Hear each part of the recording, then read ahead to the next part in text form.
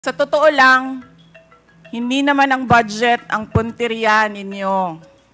Dahil napakadali naman magtanggal ng budget.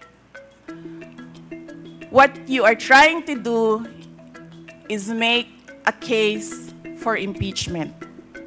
This much is evident from the very words of the privileged speech that prompted this inquiry.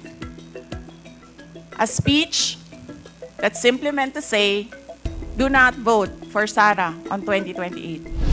Nais ko lang pong ipaalala sa mga botante at sa Maynila at sa buong bansa, hindi nararapat sa atin, lalo na't siya'y nag-aambisyon na maging Pangulo. It is clear to me that this inquiry is not about misused funds, accountability, or governance. Instead, it is solely aimed at discrediting my name and my office to prevent future political contests. I will continue to serve the Filipino people no matter the personal cost. Hindi ako ang problema ng bayan na ito.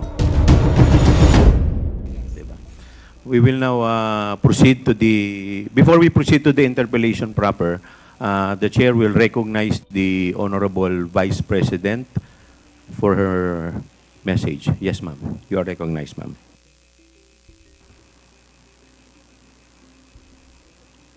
A message, sir, or my statement regarding the point of order? Message?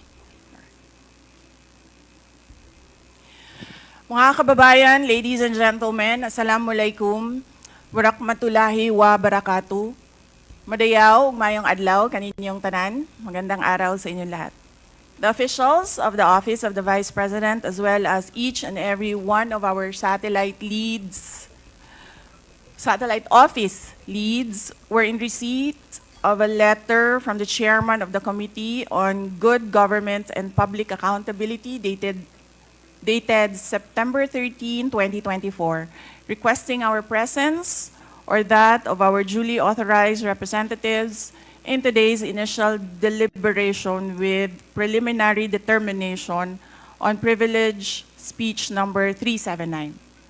In view of the said letter, I am appearing before you today not only as the head of office, but more importantly as the duly authorized representative of all officials of the OVP. Simply because we have not done anything wrong.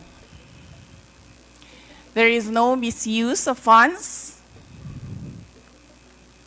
If there are audit findings, we shall gladly respond to them before the Commission on Audit. And if there are legitimate cases to be filed, then we shall gladly respond to them before the appropriate courts. In relation to this, may I just say that I take notice of the opening speeches and nasabi doon, there is a determination of misfeasance, nonfeasance, and malfeasance. And those are cases that should properly be taken in the courts of law. What we are witnessing now is no ordinary legislative inquiry. This exercise is a well-funded and coordinated political attack. This much is evident from the very words of the privileged speech that prompted this inquiry. A speech that simply meant to say, do not vote for Sara on 2028. It is clear to me that this inquiry is not about misused funds, accountability, or governance. Instead, it is solely aimed at discrediting my name and my office to prevent future political contests. I have publicly stated my reasons as to why I've chosen not to defend the OVP's budget proposal for 2025. I have narrated the issues I encountered in previous years, which can easily be confirmed by looking at the NEP, the GAB, and the GAA for fiscal years 2023 and 2024. Further, I have even shared the drama that transpired last year regarding the confidential funds. Hence, just as we have done last year, we again leave the 2025 OVP budget to the pleasure of Congressman Martin Romualdez. I am not asking for any special treatment, nor am I asking you to uphold any tradition. There is no disrespect. All I am saying is that you have the complete freedom to do whatever you wish with the OVP budget. If you feel that all the documentary submissions are not enough, then by all means, huwag kayo magbigay ng budget. Sa totoo lang, hindi naman ang budget ang punteriya ninyo. Dahil napakadali naman magtanggal ng budget. What you are trying to do is make a case for impeachment. Hindi naman ako kakandidato sa nalalapit na eleksyon. Hindi ako namumulitika. Ang ginagawa ko lamang ay ang pagtupad sa aking oath of office at campaign platforms na trabaho, edukasyon, at mapayapang pamumuhay. Sinabi ko na noon at ilang beses ko nang inulit na hindi ako ang problema ng bayan na ito. Ang totoong problema ng bayan ay kagutuman, kahirapan, illegal na droga, kriminalidad, terorismo, hindi na sapat na healthcare, kalidad ng edukasyon, kawalan ng plano ng infrastruktura para sa disasters, at marami pang iba. So, you may try to destroy me, you can skin me alive, and throw my ashes to the wind. But let it be known, you will find me unbowed. I will continue to serve the Filipino people no matter the personal cost or political intrigue. Having said that, I will not allow myself to be subjected to an inquiry based on an empty privilege speech just so you can attack me and do indirectly what you failed to do directly during the budget hearings. I therefore request this committee to terminate this inquiry for its clear lack of any proposed legislation or substantive matter for discussion. Shukran.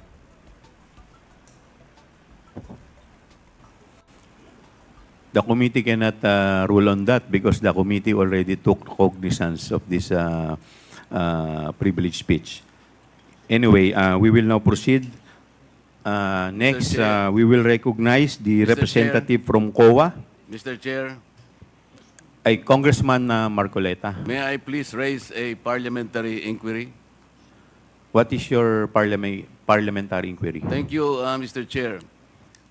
The rules of the committee says that this committee only acquires jurisdiction on matters of nonfeasance, misfeasance, malfeasance. And under Section 2, Mr. Chair of the rules, there should be a prior determination whether or not these malfeasance, nonfeasance, and misfeasance are directly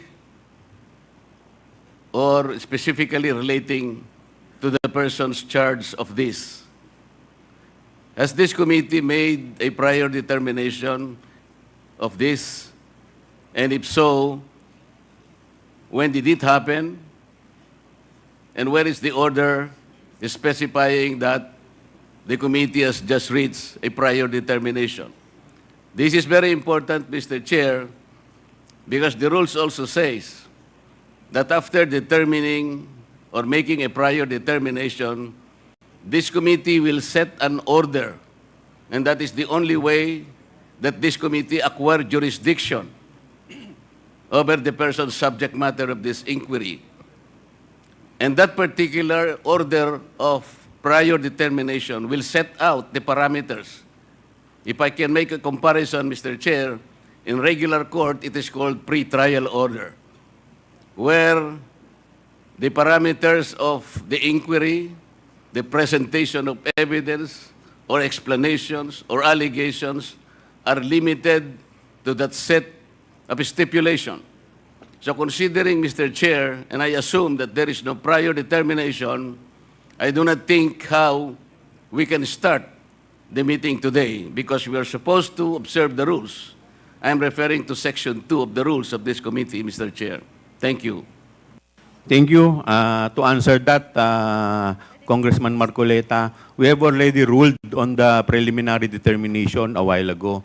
Medyo na-late na po kayo. Now, with respect to your inquiry, that if we can proceed with this, considering that this is an investigation of malfeasance, misfeasance, and nonfeasance, let me walk you through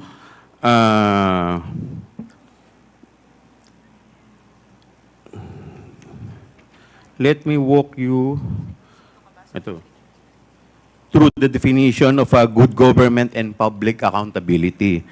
It provides that all matters directly and principally relating to malfeasance, misfeasance, and nonfeasance in office committed by officers and employees of the government and its political subdivision and instrumentalities, inclusive of investigations of any matter of public interest on its own initiative or upon order of the House.